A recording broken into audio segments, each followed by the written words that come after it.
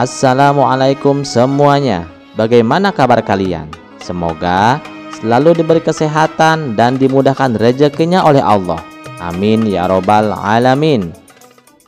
Pada suatu malam yang sunyi di bulan puasa, Abu Nawas termenung sendirian meratapi nasibnya. Gaji dari kerajaan belum juga dibayarkan karena kondisi kerajaan sedang krisis. Sementara Lebaran semakin dekat. Dalam hatinya ia bergumam, "Aduh, hari terus berganti. Siang lagi, malam lagi. Siang lagi, malam lagi. Tapi aku tetap saja tak punya uang. Rokok pun tak terbeli. Apalagi baju baru buat anak istri. Bagaimana ini?" Tiba-tiba sebuah ide cemerlang muncul di benaknya. Keledai satu-satunya terpaksa harus ia jual. Tanpa menunggu lama, ia membawa keledainya ke kuburan saat tengah malam. Setibanya di sana, ia berdiri tegak dan berseru lantang, "Wahai penghuni kuburan, siapa yang mau membeli keledai ajaibku?" Tiba-tiba dari balik nisan yang gelap muncul sosok pocong. Pocong itu menatap Abu Nawas dengan heran dan bertanya, "Wahai manusia, ada apa kau berteriak-teriak di sini? Kenapa kau mencari kami?" Abu Nawas tersenyum dan berkata, "Aku ingin menjual keledai ajaib ini. Tapi kemana teman-temanmu yang lain, Cong? Kenapa kau sendirian di sini?" Pocong menghela napas sebelum menjawab, "Teman-temanku sedang sibuk berjaga malam. Aku saja yang kebetulan lewat di sini." Ia kemudian terdiam sejenak, menatap Abu Nawas dengan rasa penasaran, lalu bertanya, "Tapi kenapa kau ingin menjual keledai ini kepadaku?" Abu Nawas berpikir sejenak. Jika aku mengatakan bahwa aku butuh uang, pasti mereka akan menertawakanku karena tahu aku orang miskin. Maka dengan senyum liciknya ia berkata, "Aku hanya kasihan melihatmu, Cong. Kau harus berjalan dengan cara meloncat-loncat. Tidakkah kau lelah?" Pocong menghela napas panjang. "Ya, tentu saja melelahkan. Tapi ini sudah kodrat kami sebagai pocong." Abu Nawas mengangguk, lalu melanjutkan, "Nah, daripada kau lelah meloncat-loncat terus, lebih baik kau beli keledaiku ini. Harganya murah, hanya 1.000 dinar." Pocong menatap keledai itu dan berkata, "1.000 dinar? Itu mahal sekali. Di pasar, keledai biasa harganya hanya 100 dinar." Abu Nawas tertawa kecil. "Tapi ini bukan keledai biasa, Cong. Ini keledai ajaib. Kau bisa menaikinya dan pergi kemana saja tanpa harus meloncat-loncat." Setelah berpikir sejenak, pocong akhirnya setuju. "Baiklah, aku beli," katanya. Tiba-tiba sebuah peti hitam muncul di depan Abu Nawas, dan di dalamnya terdapat 1.000 dinar emas. Dengan penuh kegembiraan, Abu Nawas segera mengambil uang itu dan pergi meninggalkan kuburan.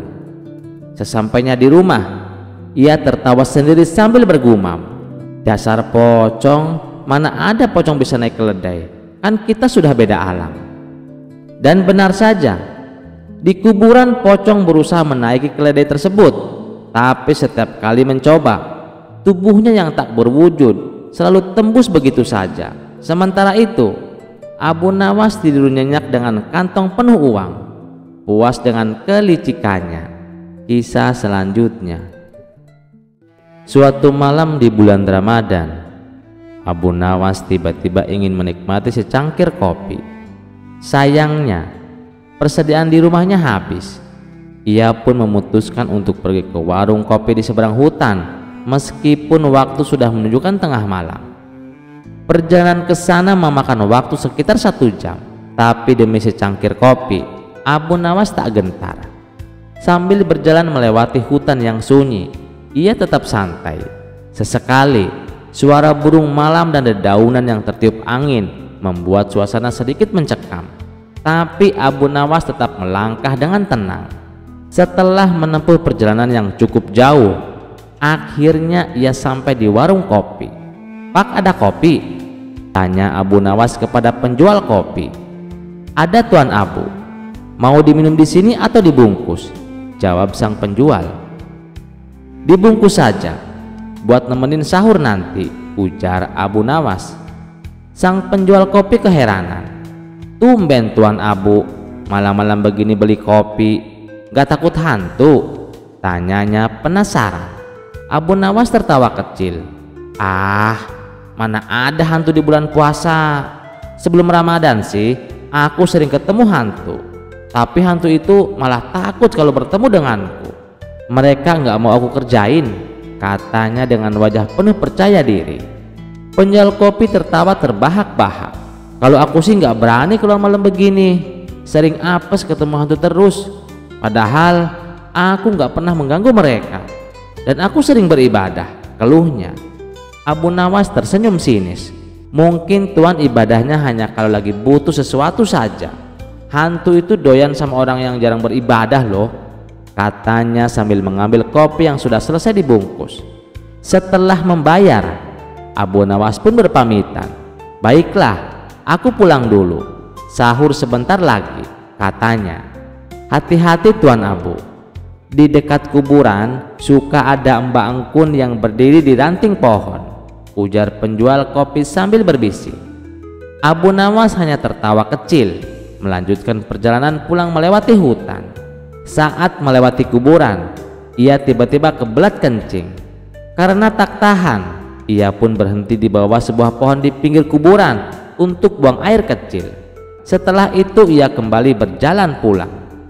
Namun setelah hampir 2 jam berjalan, Abu Nawas mulai heran. "Loh, kok aku balik lagi ke kuburan ini? Bukannya aku sudah berjalan jauh?" gumamnya. Ia mulai berpikir, jangan-jangan aku dikerjain hantu gara-gara tadi kencing enggak permisi, ucapnya dalam hati. Tapi kemudian sebuah ide cemerlang muncul di kepalanya. Abu Nawas teringat bahwa saat berbuka puasa tadi ia makan banyak jengkol. Ia pun tersenyum jahil dan bersiap melancarkan serangan balasan. Dengan suara lantang ia berkata, "Hai hantu penunggu pohon ini, kamu sudah menyesatkan jalanku.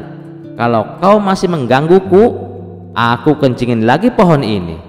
Kebetulan aku habis makan jengkol, jadi siap-siap mabuk." Tiba-tiba sebuah bayangan putih melesat cepat ke atas, menghilang seketika. Abu Nawas tertawa puas. "Mampus kau, berani-beraninya mengerjai aku," katanya sambil kembali melanjutkan perjalanan. Kali ini jalannya terasa lebih lancar. Hanya butuh 1 jam, akhirnya ia sampai di rumah tepat waktu untuk sahur.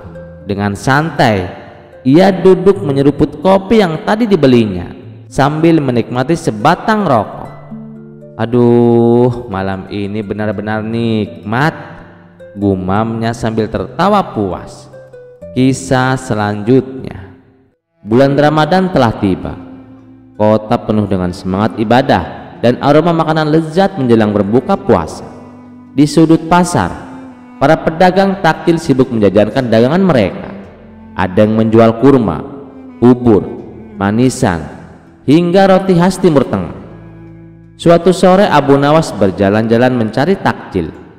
Ia melihat sebuah gerobak dengan spanduk besar bertuliskan, "Takjil murah, hanya 1 dinar." Mata Abu Nawas langsung berbinar. "Wah, murah sekali ini. Biasanya takjil di sini mahal, tapi ini cuma 1 dinar. Aku harus membelinya," gumamnya. Dengan langkah cepat Abu Nawas mendekati penjualnya, seorang pria bertubuh gemuk dengan senyum ramah. "Tuan, apakah takjilnya masih ada?" tanya Abu Nawas. "Tentu saja, masih banyak. Silahkan dibeli," jawab si penjual dengan senyum lebar. "Baiklah, saya beli takjilnya. Tolong buatkan 1 porsi," kata Abu Nawas. Si penjual bertanya, "Tuan ingin isi berapa kurma dalam takjilnya?" Abu Nawas mengenyitkan dahi. "Memangnya ada pilihan isi?" Si penjual mengangguk. "Ya Tuan, kami punya takjil isi bebas, minimal 1 buah kurma, selebihnya terserah Anda." Abu Nawas berpikir, kalau murah begini lebih baik ambil yang agak banyak saja. Lalu ia berkata, Baiklah, saya ingin yang isi 5 buah kurma. Si penjual segera menyiapkan takjil, memasukkan 5 buah butir kurma ke dalam mangkuk berisi susu dan madu, lalu menyerahkannya kepada Abu Nawas. Abu Nawas mengeluarkan uang 1 dinar dan memberikannya kepada si penjual. Namun begitu menerima uang itu, si penjual mendelik dan berkata, "Tuan, uangnya kurang." "Apa? Kurang? Bukankah harganya 1 dinar?" tanya Abu Nawas bingung. Si penjual tersenyum penuh kemenangan. "Benar Tuan, tapi 1 dinar untuk takjil yang berisi 1 buah kurma. Tuan memesan isi 5, jadi harganya 5 dinar." Mata Abu Nawas langsung membelalak. "Astagfirullah, jadi kau menjual takjil dengan sistem harga per butir kurma? Kenapa tidak kau tulis dengan jelas?" protes Abu Nawas. Si penjual tetap tersenyum. "Saya sudah tulis Tuan, takjil murah 1 dinar. Itu benar kan? Saya tidak menipu. Hanya saja Anda tidak bertanya lebih dahulu." Abu Nawas merasa tertipu, tapi ia tahu ini bukan penipuan biasa, melainkan kecerdikan si penjual dalam bermain kata-kata. Akhirnya Abu Nawas terpaksa membayar 5 dinar. Namun dalam hatinya ia bersumpah, "Besok aku akan kembali dan membalas trik licik ini." Keesokan harinya, Abu Nawas kembali ke pasar dan melihat si penjual masih menjajankan dagangannya.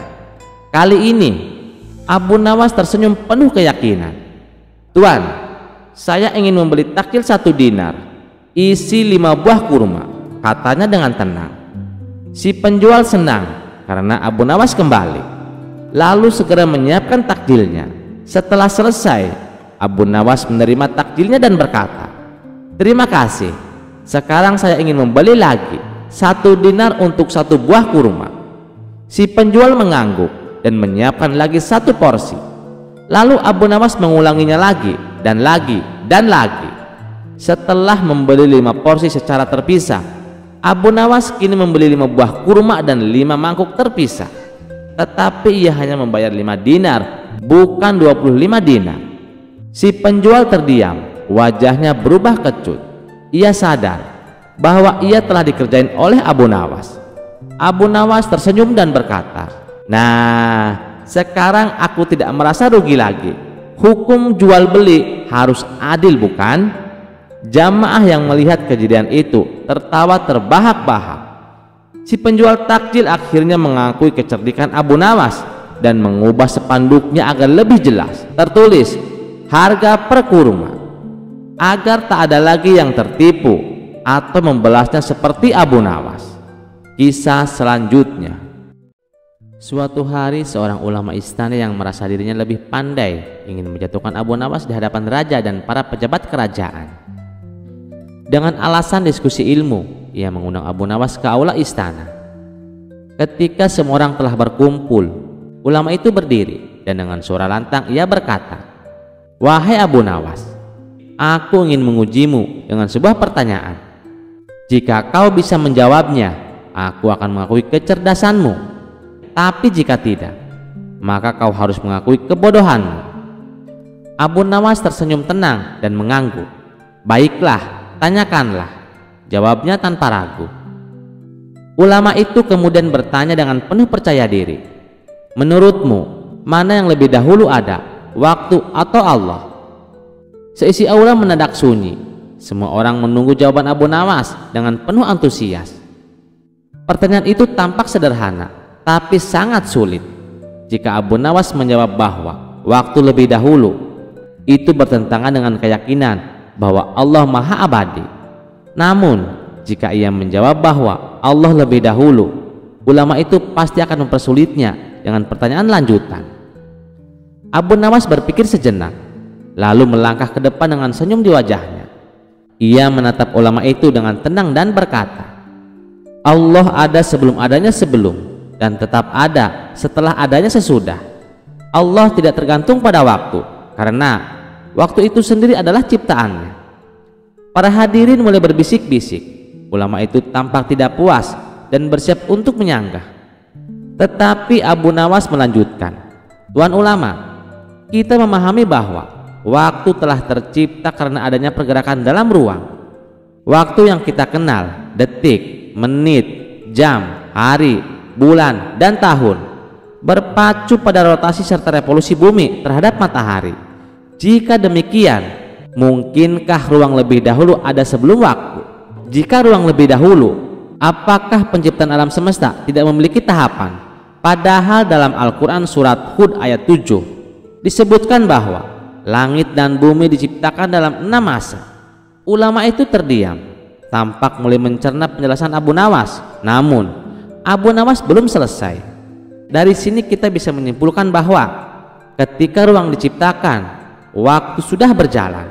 Artinya, secara tidak langsung kita bisa berasumsi bahwa waktu telah ada lebih dahulu daripada ruang. Namun mari kita permudah. Waktu adalah penghitung gerak atau ukuran. Jika tidak ada gerak, tidak ada waktu. Alam tidak diciptakan dalam waktu, tetapi dengan terciptanya alam, waktu pun ikut ada. Abu Nawas menatap ulama itu dengan penuh kebijaksanaan. Dan pertanyaan yang paling penting, siapa yang menciptakan waktu? Jawabannya jelas, Tuhanlah atau Allah lah yang menciptakan waktu. Karena waktu adalah ciptaan, maka tidak logis jika Tuhan atau Allah dikatakan sebagai sesuatu yang berwaktu. Dengan menanyakan apa yang Tuhan atau Allah lakukan sebelum menciptakan alam, kita sebenarnya telah mengasumsikan keberadaan waktu sebelum alam diciptakan. Padahal sebelum alam tercipta tidak ada yang namanya waktu, sehingga tidak ada ruang bagi kita untuk menanyakan apa yang dilakukan Tuhan atau Allah sebelum menciptakan alam semesta. Secara filosofis, pertanyaan ini bermasalah karena dia mengasumsikan adanya waktu bagi sesuatu yang tidak berwaktu. Untuk menjawab pertanyaan ini, kita sebagai manusia tidak akan pernah mencapai kebenaran mutlak. Kita hanya bisa berjuang menuju kebenaran. Kebenaran hanyalah milik Allah Subhanahu wa Ta'ala. Para hadirin semakin terpesona dengan penjelasan Abu Nawas. Ulama itu tampak bingung, mencari celah untuk membantah. Namun sebelum ia sempat berbicara, Raja Harun ar-Rasyid yang sejak tadi menyimak langsung bertepuk tangan. Luar biasa Abu Nawas, jawabanmu begitu dalam dan penuh kebijaksanaan, seru sang raja dengan kagum. Orang-orang di aula pun ikut bertepuk tangan. Ulama itu terdiam, wajahnya memerah karena malu. Niatnya untuk menjebak Abu Nawas justru berbalik menjadi bumerang. Sejak hari itu, Abu Nawas tidak hanya dikenal sebagai orang yang jenaka, tetapi juga sebagai seseorang yang memiliki kebijaksanaan tinggi. Kisah selanjutnya. Assalamualaikum semuanya. Bagaimana kabar kalian? Semoga selalu diberi kesehatan dan dimudahkan rezekinya oleh Allah. Amin ya robbal alamin. Suatu siang di bulan Ramadan, udara di Baghdad sangat panas. Orang-orang berpuasa dengan penuh kesabaran, kecuali satu orang yang memang terkenal malas ibadah, yaitu Abu Jahal. Saat orang lain menahan lapar dan haus, Abu Jahal malah asik makan daging panggang dan minum susu dingin di rumahnya. Dengan santainya, ia berkata, "Untuk apa susah-susah puasa? Yang penting perut kenyang dan hati senang." Kebetulan kelakuan Abu Jahal ini sampai ke telinga Abu Nawas. Ia pun berpikir, orang seperti ini harus diberi pelajaran, gumamnya. Abu Nawas lalu menemui penjaga pasar Baghdad dan berbisik, "Tuan, ada pencuri makanan di kota ini. Orang itu makan di siang bolong saat semua orang berpuasa." Penjaga pasar langsung marah. "Siapa orangnya? Harus kita hukum." "Tuan, ikut aku. Dia sedang asik makan di rumahnya." Bersama beberapa penjaga pasar, Abu Nawas menuju rumah Abu Jahal. Di depan rumahnya, Abu Nawas pura-pura berteriak dengan suara panik, "Celaka! Ini celaka! Ada orang kerasukan jin lapar." Penjaga pasar kebingungan. "Jin lapar? Apa maksudmu Abu Nawas?" "Iya, aku melihat dengan mataku sendiri. Orang itu tidak bisa berhenti makan meskipun ini bulan Ramadan. Itu pasti jin lapar yang menyamar jadi manusia." Para penjaga langsung menerobos masuk ke rumah Abu Jahal, dan benar saja mereka mendapati Abu Jahal sedang makan paha kambing besar dengan tangan kanan memegang roti dan tangan kiri memegang mangkuk susu. Salah satu penjaga berteriak, "Astagfirullah, itu dia jinnya, jin lapar yang menyamar jadi manusia." Abu Jahal tersedak. "Apa? Aku bukan jin, aku adalah Abu Jahal."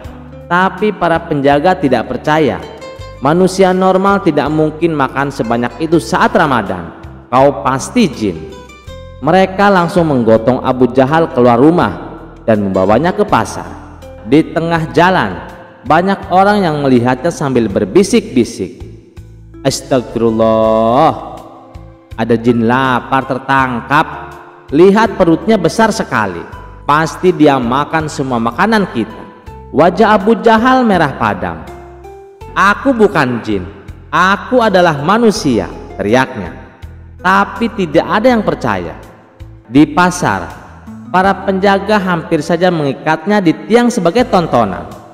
Tapi sebelum itu terjadi, Abu Jahal berteriak, "Ampun, aku berjanji tidak akan makan di siang hari lagi. Aku akan puasa asal kalian bebaskan aku." Akhirnya para penjaga tertawa dan melepaskannya. Abu Nawas mendekati Abu Jahal dan berbisik, "Nah, sekarang kau tahu rasanya kalau tidak menghormati orang lain yang berpuasa."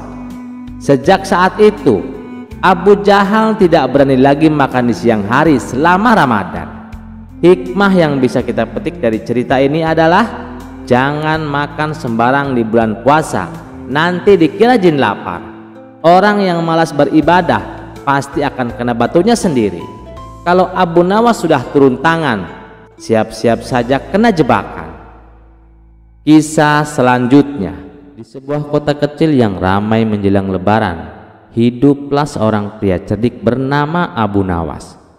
Ia bukan orang kaya, tetapi kecerdasannya selalu membuatnya bisa bertahan hidup. Orang-orang mengenalnya sebagai seorang yang sering mengeluarkan akal-akalan untuk mengatasi masalahnya. Suatu hari, saat ia sedang berjalan di pasar, ia melihat banyak orang sibuk berbelanja keperluan Lebaran.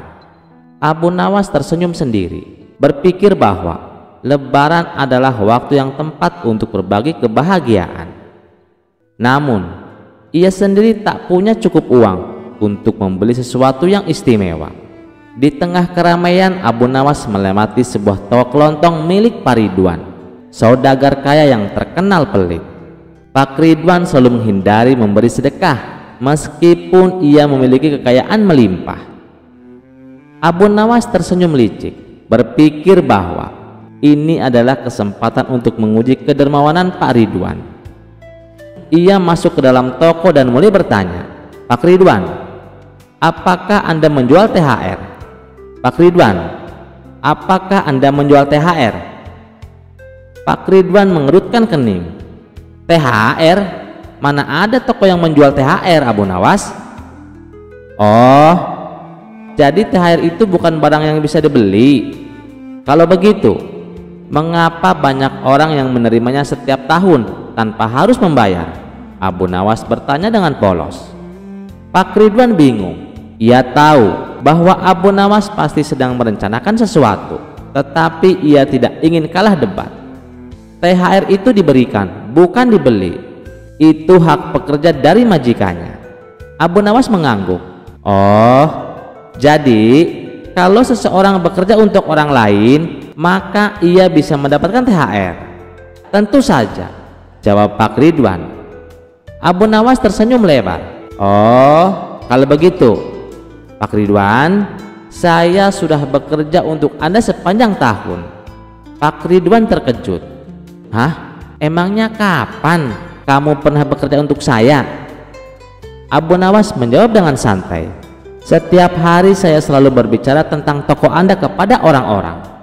Saya memuji kualitas barang dagangan Anda sehingga banyak orang datang dan berbelanja. Bukankah itu semacam promosi? Tanpa saya sadari, saya sudah membantu meningkatkan penjualan Anda." Pak Ridwan terdiam. Orang-orang di sekitar mulai tertawa mendengar akal cerdik Abu Nawas. Mereka semua setuju bahwa promosi dari mulut ke mulut adalah bagian dari pekerjaan yang nyata. Malu karena kalah dalam perdebatan, Pak Ridwan akhirnya mengambil sebuah amplop berisi uang dan memberikannya kepada Abu Nawas.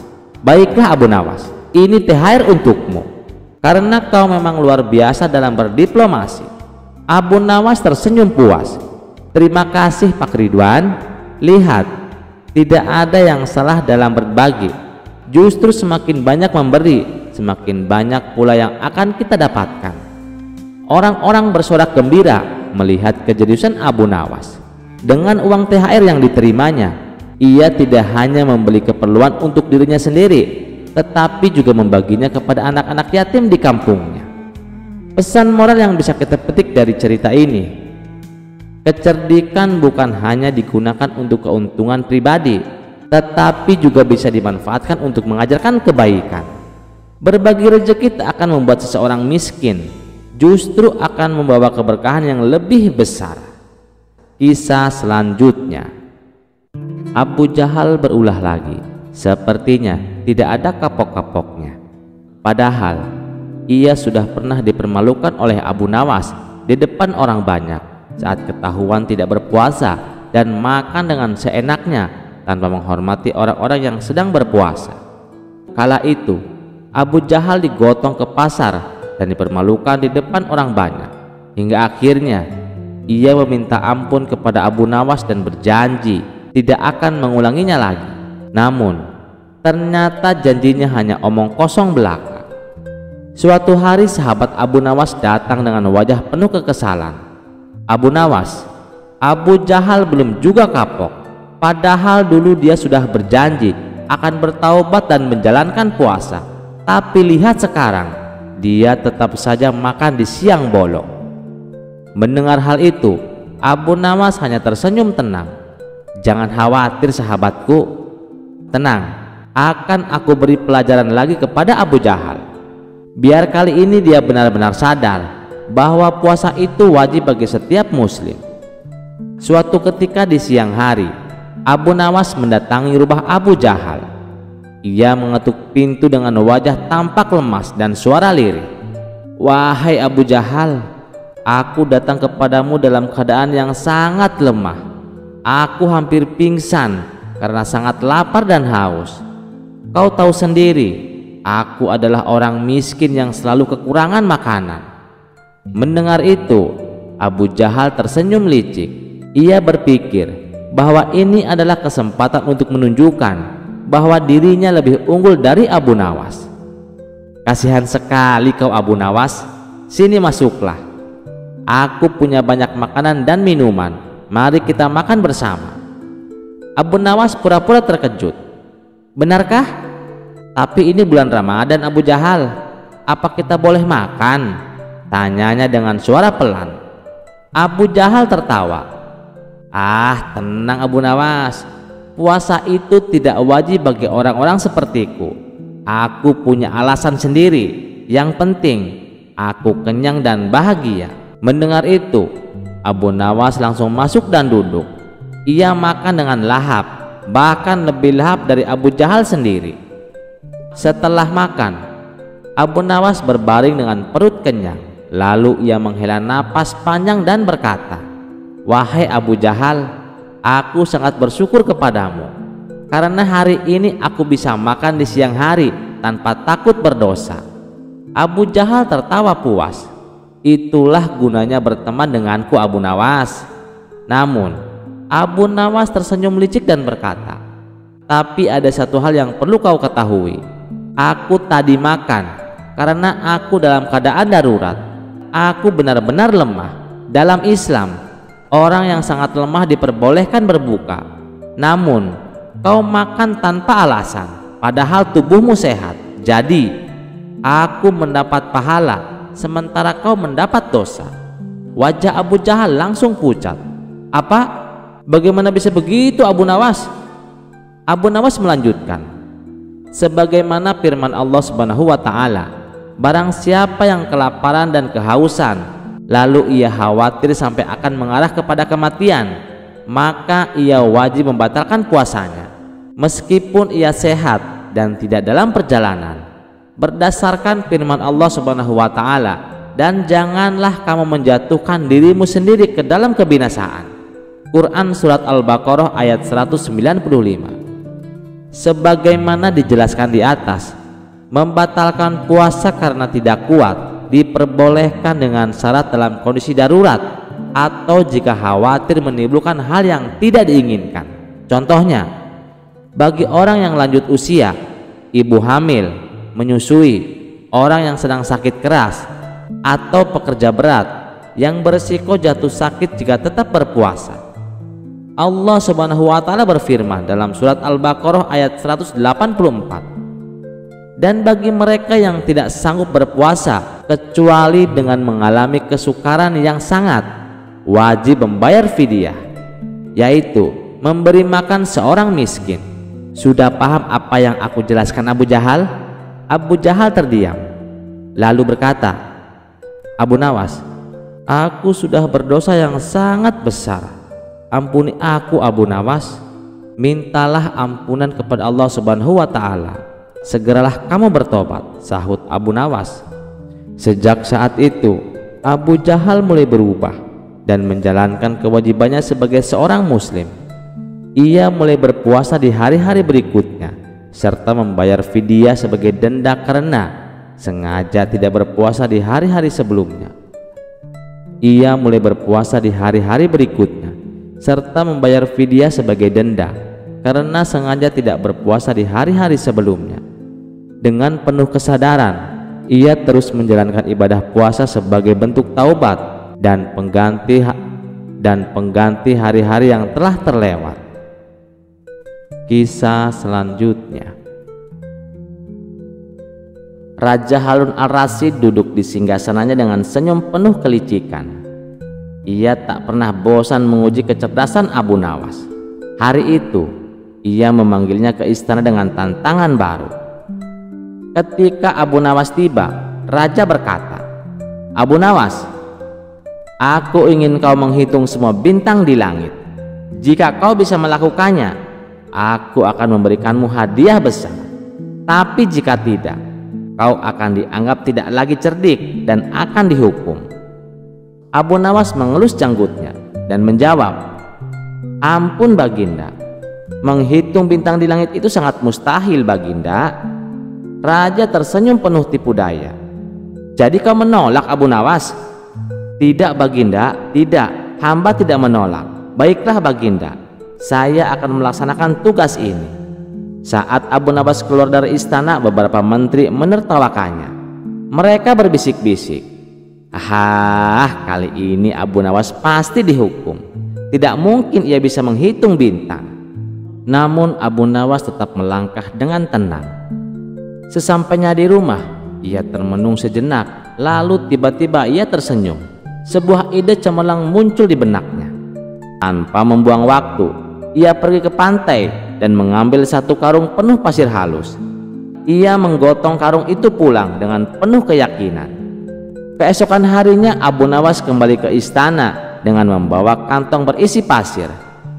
Semua orang di istana menatapnya dengan penuh rasa penasaran.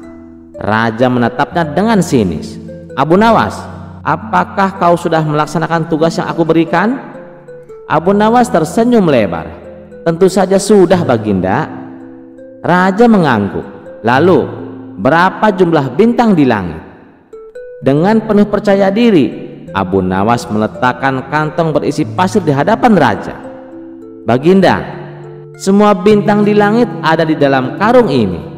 Semua orang terkejut dan mulai berbisik-bisik. Raja pun segera membuka karung tersebut dan ternyata isinya hanyalah pasir. Seketika wajah raja berubah merah padam. Apa-apaan ini Abu Nawas? Ini hanya sekarung pasir, bentak raja dengan marah. Abu Nawas tetap tenang dan menjawab, benar Baginda, pasir yang ada di dalam karung ini jumlahnya sama dengan jumlah bintang di langit. Jika Paduka tidak percaya, silahkan hitung sendiri. Ruangan menjadi hening. Para menteri yang sebelumnya menertawakan Abu Nawas kini terdiam, tak tahu harus berkata apa. Raja pun dibuat pusing 7 keliling. Namun tak lama kemudian ia tertawa terbahak-bahak. Hahaha, kau memang cerdik Abu Nawas. Aku mencoba menjebakmu, tapi kau selalu punya cara untuk mengakaliku. Karena kagum dengan kecerdikan Abu Nawas, raja pun menghadiahinya dengan pundi-pundi uang emas. Sementara para menteri yang sempat menertawakannya hanya bisa menelan ludah. Seperti biasa, Abu Nawas pulang dengan kemenangan, membuktikan bahwa akal cerdiknya tak tertandingi. Kisah selanjutnya. Menjelang bulan Ramadan, sudah menjadi kewajiban bagi umat Islam untuk menjalankan ibadah puasa selama sebulan. Baginda Raja yang sudah terbiasa tentu bukanlah merupakan beban baginya, bahkan menjadi momentum yang dinanti-nantikan. Apalagi dengan seorang Abu Nawas, ulama sufi yang taat menjalankan perintah agama. Pada suatu hari Baginda Raja bertanya kepada Abu Nawas, "Kenapa sih puasa di bulan Ramadan hanya sebulan?"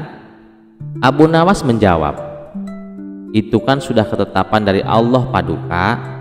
Kita selaku hambanya cukup menjalankan." Sesaat Baginda Raja terdiam, seolah tidak puas dengan jawaban tersebut. "Emangnya kenapa Paduka? Apakah Paduka keberatan menjalankan puasa sebulan?" tanya Abu Nawas. "Tidak, aku justru merasa bahagia," balas Baginda Raja. "Jadi begini Abu Nawas, ngomong-ngomong tentang puasa, apakah kamu sanggup bila puasa setahun penuh?" tanya Baginda Raja. "Waduh, saya kurang tahu Paduka. Lagian tidak ada perintahnya Paduka, ngapain harus menyiksa diri?" jawab Abu Nawas. "Kamu itu kan ulama sufi Abu Nawas, masa tidak kuat? Begini saja, aku ada tantangan untukmu," ucap Baginda Raja. "Hah? Tantangan apa itu?" tanya Abu Nawas heran. "Aku tantang kamu berpuasa setahun penuh, tapi puasa yang akan kamu lakukan harus sesuai dengan anjuran agama. Apakah kamu sanggup?" tanya balik Baginda Raja. Sontak Abu Nawas terkejut mendengarnya. Dalam hati ia berkata, "Hah? Emangnya ada puasa setahun? Itu kan perkara bid'ah yang tidak diajarkan Rasulullah. Bagaimana Abu Nawas? Kau berani tidak menerima tantangan ini?" desak Baginda Raja. "Maaf yang mulia, bukannya saya tidak sanggup, tetapi saya bingung mencari alasan untuk membenarkan ibadah puasa yang akan saya lakukan," ujar Abu Nawas. "Itu urusanmu. Bukankah kau ulama sufi yang terkenal cerdik? Pasti kau bisa menemukan jawabannya," tukas Baginda Raja. Setelah berpikir keras, akhirnya Abu Nawas mendapatkan ide yang cemerlang. "Baiklah Paduka yang mulia, saya terima tantangan Paduka. Tetapi berhubung sekarang masih bulan Ramadan, kita tunda dulu sampai puasanya selesai," kata Abu Nawas. Singkat cerita, setelah bulan Ramadan berlalu, Abu Nawas ditagih janjinya oleh Baginda Raja. "Wahai Abu Nawas, kapan kau akan menjalankan tantanganmu?" tanya Baginda Raja. "Nanti Paduka, nanti," jawab Abu Nawas. "Iya, tapi kapan?" tanya Baginda Raja tak sabar. "Sabar ya Paduka," jawab Abu Nawas. Begitulah seterusnya. Setiap kali ditanya, Abu Nawas selalu mengelak dengan jawaban yang sama. Hingga pada suatu hari Baginda Raja kembali bertanya, Abu Nawas, kau selalu saja mengulur-ngulur waktu. Kalau kau tak sanggup bilang saja. Ini sudah sampai bulan Desember, bahkan sebentar lagi datang bulan Januari." Abu Nawas membalas, "Baik Paduka yang mulia, besok hari Kamis saya akan menjalankan tantangan tersebut." Ketika hari Kamis telah tiba, Abu Nawas pun menjalankan puasa untuk memenuhi tantangan Baginda Raja. Kemudian pada hari Jumatnya, Abu Nawas segera mendatangi istana. "Jadi, mulai kemarin kau sudah berpuasa Abu Nawas?" tanya Baginda Raja. "Benar Paduka yang mulia, dan alhamdulillah saya sudah berpuasa setahun penuh," jawab Abu Nawas. Baginda Raja pun heran mendengar pengakuan Abu Nawas. "Setahun penuh, bagaimana mungkin Abu Nawas? Kau baru saja puasa sehari," ujar Baginda Raja. "Begini Paduka yang mulia, kemarin waktu hari Kamis itu adalah akhir tanggal bulan Desember, dan sekarang sudah awal bulan Januari dengan tahun yang berbeda.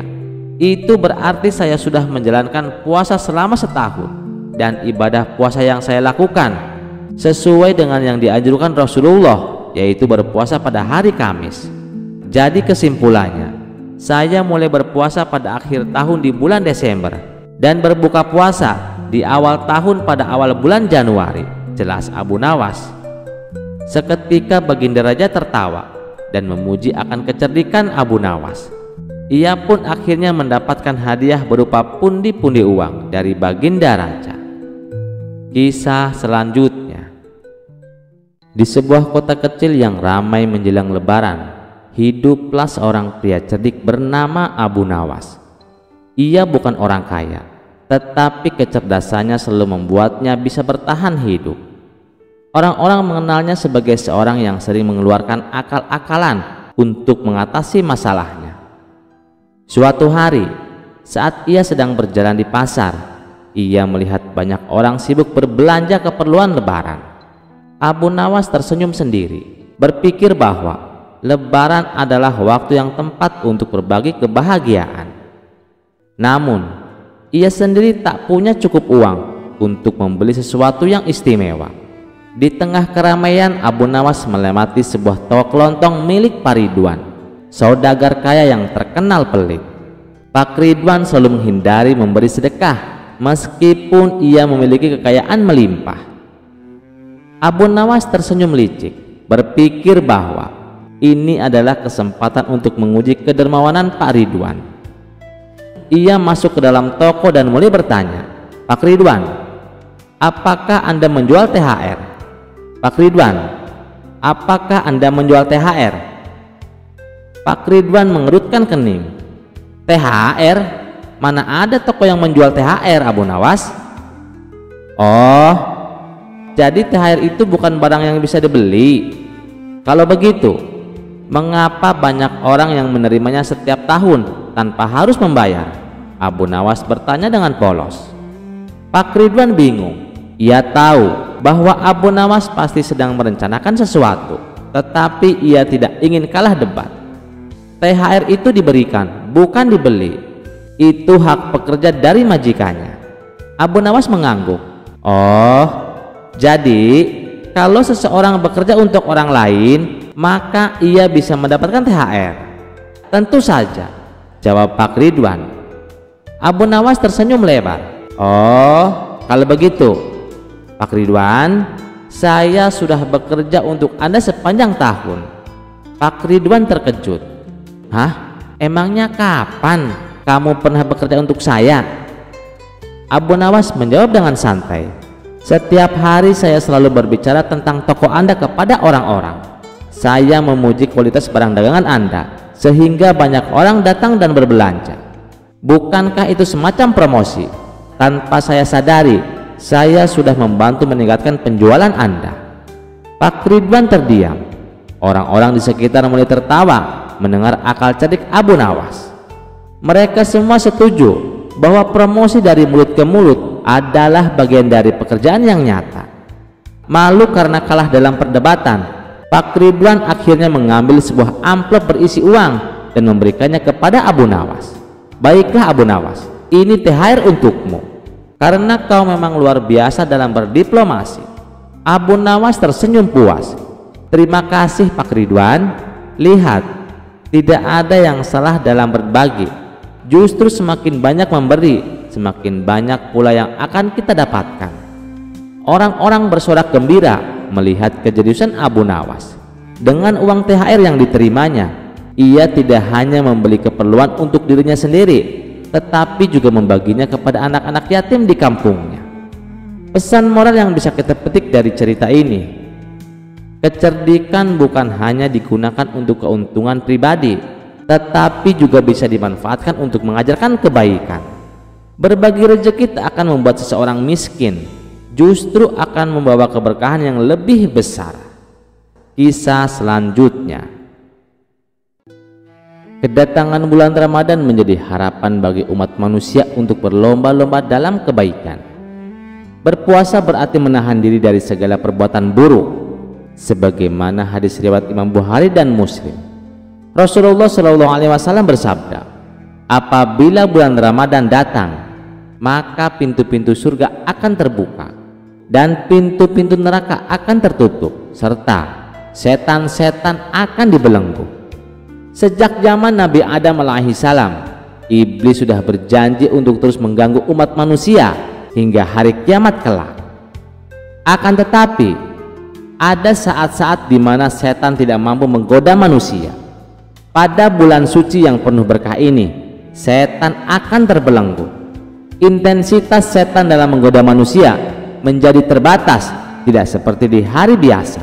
Namun, ada beberapa setan yang tetap berkeliaran.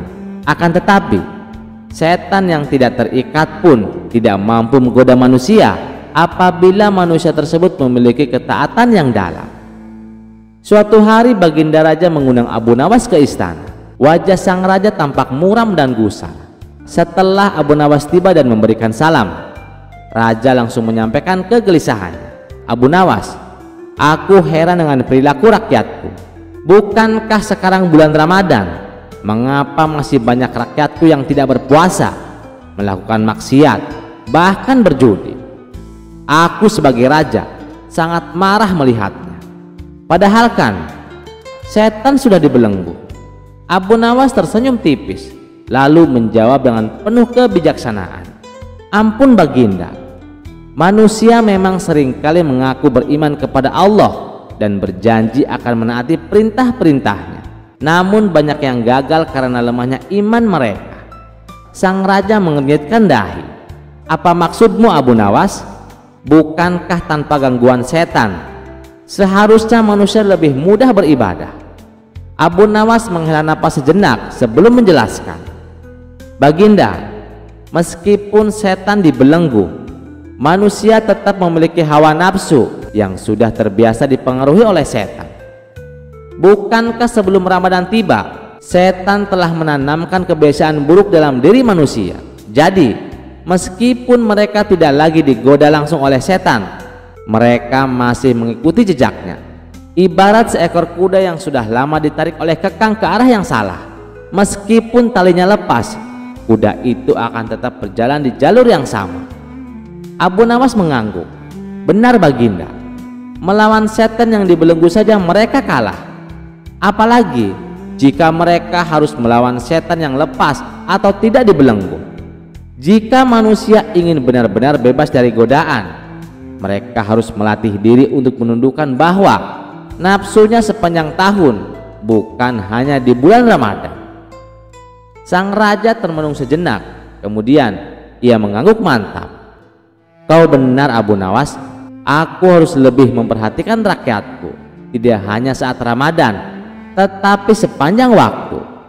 Aku akan memastikan mereka mendapatkan pendidikan agama yang lebih baik, agar mereka tidak hanya mengandalkan setan sebagai alasan atas perbuatan buruk mereka. Abu Nawas tersenyum, merasa lega karena Baginda mulai memahami hakikat permasalahan ini. Ia pun berpamitan, meninggalkan istana dengan hati yang tenang. Sementara sang raja mulai merencanakan cara untuk memperbaiki akhlak rakyatnya. Kisah selanjutnya. Sejumlah pakar sejarah menyebutkan bahwa sejarah teror dalam agama Islam dilakukan oleh sekelompok kaum radikalis. Mereka dikenal sebagai kelompok yang intoleran, fanatik, dan eksklusif, atau istilahnya adalah teroris.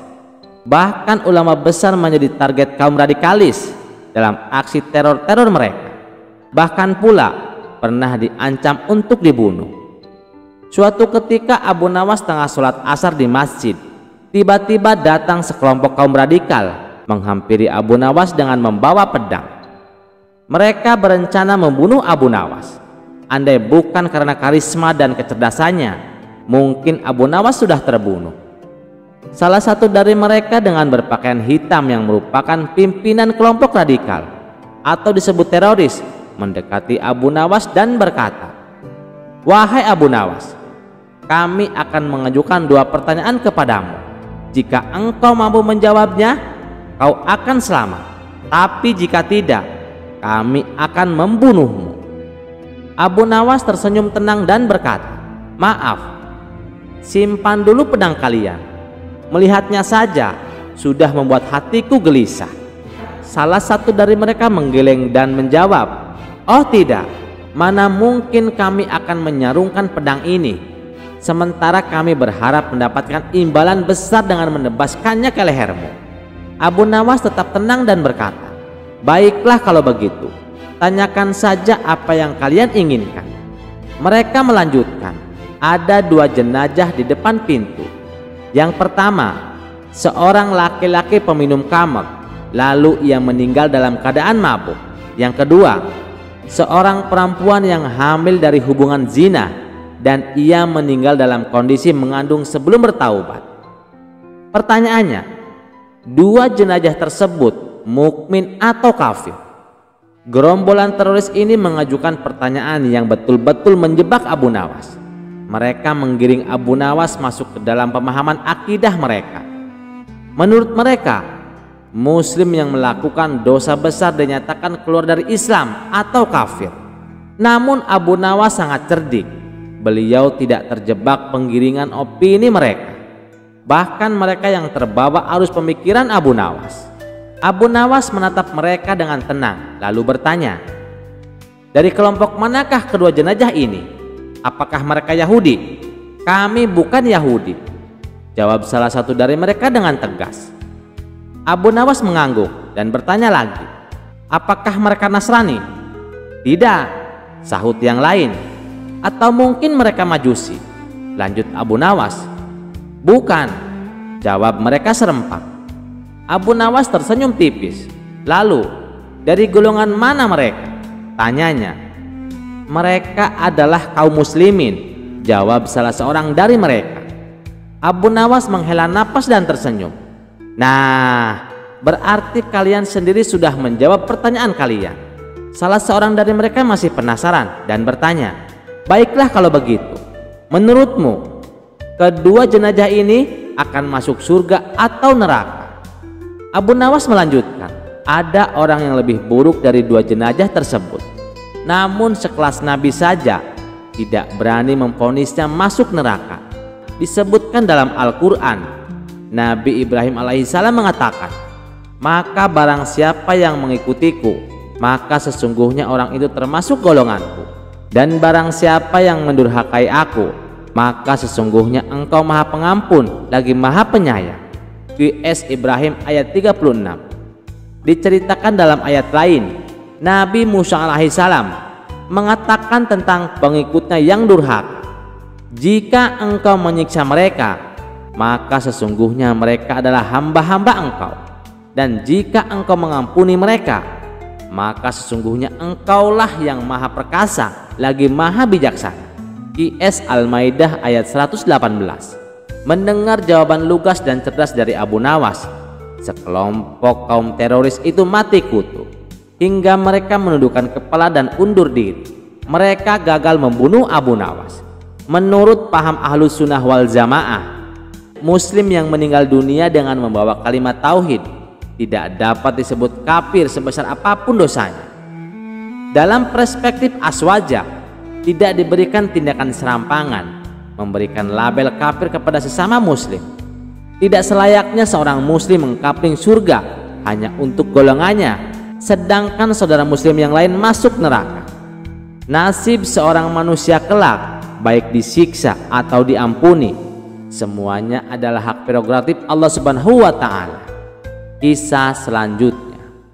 Pada suatu hari, Abu Nawas pergi ke pasar untuk membeli daging. Saat sedang memilih-milih, tiba-tiba datang 3 orang preman bertato yang terkenal sadis. Mereka memalak setiap orang yang ada di pasar dengan golok di tangan. Tak satu pun orang berani melawan, karena siapapun yang menentang mereka pasti akan dibunuh.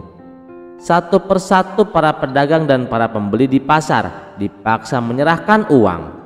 Ada yang memberi 1 dinar, ada yang memberi 2 dinar, bahkan lebih demi menyelamatkan diri mereka.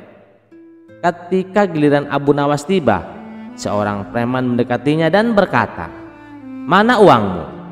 Namun Abu Nawas hanya tersenyum dan diam. Preman itu mengulang dengan suara lebih keras, "Mana uangmu?" Namun Abu Nawas tetap diam dan tersenyum. Merasa tidak dihiraukan, preman itu akhirnya berteriak, "Mana uangmu wahai pria tuli?" Namun seketika preman itu terdiam dan merenung. Kenapa aku harus berteriak-teriak padahal dia tuli? Akhirnya mereka pun mencoba berbicara dengan bahasa isyarat, tetapi Abu Nawas tetap tidak bereaksi dan tampak kebingungan. Merasa frustasi dan tidak tahu harus berkata apa, ketiga preman itu menyerah. Mereka mengangkat tangan tanda pasrah dan pergi meninggalkan Abu Nawas tanpa mengambil sepeser pun uang darinya. Sementara itu mereka tetap membawa sekantong penuh uang hasil memalak orang-orang di pasar. Setelah para preman pergi, orang-orang berlari mendekati Abu Nawas dan bertanya, "Wahai tuan, siapa nama Anda?" Abu Nawas pun tersenyum dan berkata, "Perkenalkan, saya Abu Nawas." Mereka pun terkejut, "Loh, tuan tidak tuli?" Abu Nawas pun tertawa kecil dan menjawab, "Saya normal, pendengaran saya pun baik. Bahkan tadi saat mereka berteriak di telinga saya, hampir pecah genang telinga saya. Namun saya tetap berpura-pura tuli agar bisa lolos dari mereka tanpa kehilangan uang sepeser pun." Setelah itu Abu Nawas memberikan nasihat kepada orang-orang di pasar. Dalam hidup, kepintaran tidak selalu harus digunakan untuk melawan dengan kekuatan. Kadang berpura-pura bodoh atau lemah justru bisa menyelamatkan kita dari bahaya yang lebih besar. Gunakan akal dan kecerdikanmu untuk menghadapi situasi yang sulit, karena tidak semua pertempuran harus dimenangkan dengan kekerasan. Orang-orang di pasar pun mengangguk setuju dan belajar satu hal penting dari kecerdikan Abu Nawas. Kisah selanjutnya, Abu Jahal benar-benar murka. Berkali-kali ia berusaha menjebak dan mempermalukan Abu Nawas, tetapi selalu berakhir sebagai pihak yang kalah. Dendam membakar hatinya. "Aku tidak bisa membiarkan ini terus terjadi. Abu Nawas harus menyingkir dari hidupku," geramnya. Dengan penuh amarah ia pergi ke dalam hutan menemui dukun sakti yang konon bisa mengirim santet paling berbahaya. "Tuan, aku ingin Abu Nawas celaka. Buat dia tidak bisa lagi menghinaku di depan orang banyak," ujar Abu Jahal. Dukun itu tersenyum licik. "Tenang, aku akan mengirim santet yang tak bisa dilawan. Makhluk ini akan memasuki rumahnya dan membuatnya sakit seumur hidup. Dia akan merintih kesakitan setiap malam sampai ajal menjemputnya." Mendengar itu Abu Jahal tertawa puas. Kali ini Abu Jawas tidak akan selamat. Malam itu juga dukun sakti itu mulai meramal mantra, membakar kemenyan, dan memanggil makhluk gaib. Dari dalam asap hitam muncul sosok besar dengan mata merah menyala dan tubuh berasap pekat. "Pergilah ke Abu Nawas, celakakan dia," perintah dukun sakti itu. Makhluk itu mengangguk lalu melesat ke langit menuju rumah Abu Nawas. Saat itu Abu Nawas sedang duduk di rumahnya menunggu waktu sahur. Bulan Ramadan telah tiba dan ia tengah bersiap menjalani ibadah puasa. Di meja kecilnya ada segelas air putih dan beberapa butir kurma. Tiba-tiba angin berhembus kencang dan hawa rumahnya menjadi dingin. Dor! Tiba-tiba muncul sesosok makhluk gaib dari dalam asap hitam. Matanya menyala merah, cakarnya tajam, dan tubuhnya melayang di udara. "Aku adalah santet yang dikirim untuk mencelakaimu, Abu Nawas. Malam ini kau akan merasakan penderitaan." Namun alih-alih ketakutan, Abu Nawas hanya tersenyum dan berkata dengan tenang, "Tunggu dulu, kau datang di bulan Ramadan." Makhluk itu terdiam. "Hah? Abu Nawas mengangguk. Bulan ini adalah bulan suci. Kau tahu apa artinya? Makhluk itu mengerutkan dahi. Aku tidak tahu. Abu Nawas tersenyum. Di bulan ini semua setan dan iblis dibelenggu. Artinya, kau tidak boleh bekerja untuk hal-hal jahat. Kau juga tidak boleh menyakiti orang yang sedang berpuasa. Makhluk itu mulai gelisah. Tetapi aku harus menjalankan tugasku, Tuan. Siapa yang memberimu tugas? Tanya Abu Nawas. Dukun sakti, jawab makhluk itu. Abu Nawas tertawa kecil. Coba pikir, apakah dukun itu berpuasa? Makhluk itu terdiam. Tidak. Dia tidak berpuasa. Nah, sedangkan aku sedang berpuasa. Seharusnya kau lebih tunduk kepada orang yang sedang taat beribadah, bukan kepada orang yang tidak berpuasa. Makhluk itu mulai kebingungan. Aku tak pernah berpikir seperti itu. Abu Nawas menuangkan segelas air ke dalam cangkir. Duduklah, kau pasti lelah setelah perjalanan jauh. Mau kurma dan air? Makhluk itu semakin bingung. Sepanjang hidupnya sebagai makhluk santet, belum pernah ada manusia yang mengajaknya untuk bersahur. Dengan ragu-ragu, ia duduk di depan Abu Nawas. Aku tidak bisa makan atau minum. Abu Nawas mengangguk bijak. Baiklah, kalau begitu aku akan sahur dulu. Ia mengambil sebutir kurma dan memakannya dengan tenang, lalu meneguk air dengan penuh kenikmatan.